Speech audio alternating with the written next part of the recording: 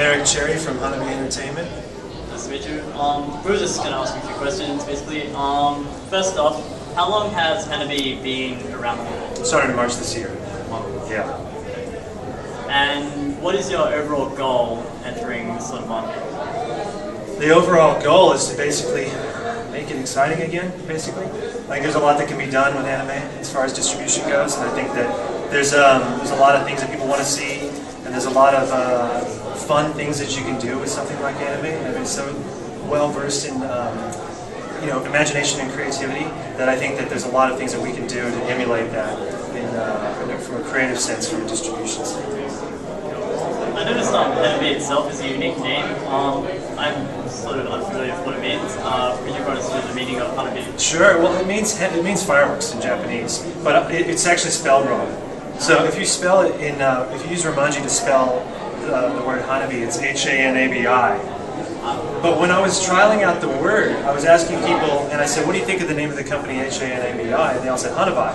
And so I knew that people were going to mispronounce it forever if we actually spelled it the way it should be spelled.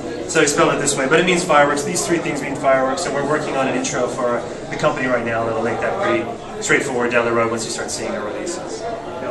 So you guys are obviously releasing, distributing, and licensing anime. Which titles are you announcing here at Smash? Well, we announced Toradora last night, actually. So we've announced that going into Smash, and then we announced Dream Eater Mary is the show that we just picked up from JC Staff that we licensed off of TBS in Japan.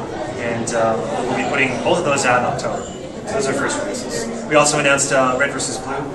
So we work with Rooster Teeth, and we were doing the Red vs. Blue Season 10, both as a DVD and a Blu-ray for the first time, and then also a box set that they're putting out of the first 10 seasons. So, are you able to give us any hints about what's to come that hasn't been announced yet, or? Hints? No. I'd love to give you hints, but I just can't do it because I'll get in trouble. So I have to be very strict about the contract status and where we are at the moment. And we'll be making some announcement over the next couple of weeks. We plan to have some screenings at Manifest in Melbourne in mid-August. So we'll be making some announcements leading up into Manifest, and then we'll be making some more there. So yeah, just I'd love to give you guys an exclusive. Maybe we can talk about that later, but at the moment, no, I can't do it. Alright. So just like no cryptic sort of, it looks like this, kind of thing. Well, that last thing I said was cryptic, so you can read into that and watch it. Well, look at my crystal ball. Right, that's right. That's right. So basically, you're still new. Whereabouts are you looking to distribute your products in Australia? Well, basically every single anime store is the first place that we want to distribute. There's a lot of online-only stores that we're happy to work with. And the JB Hi-Fi and all of the regular sort of usual suspects up in here, like stores like Kinokuni are a really good shop in Sydney to go to. I love going there, so we want our stuff in there, obviously. And basically, we've kind of opened that out. We just had a panel. We just opened that out to everybody and said, we really want to hear from you as well. So we've got our Facebook page, and we're asking people to contact us and say, hey, why can't I find your stuff in this store? Like, tell us, and we'll start hollering at the store. Tell the store too, and then we'll do our best to get our stuff everywhere we can. So would you guys be interested in opening like your own storefront in each major city, or? Well, no. To be honest with you, that sounds like it's kind of a romantic idea, But the problem with it is that you actually really make a lot of stores unhappy when you start competing against them. Do you know what I mean?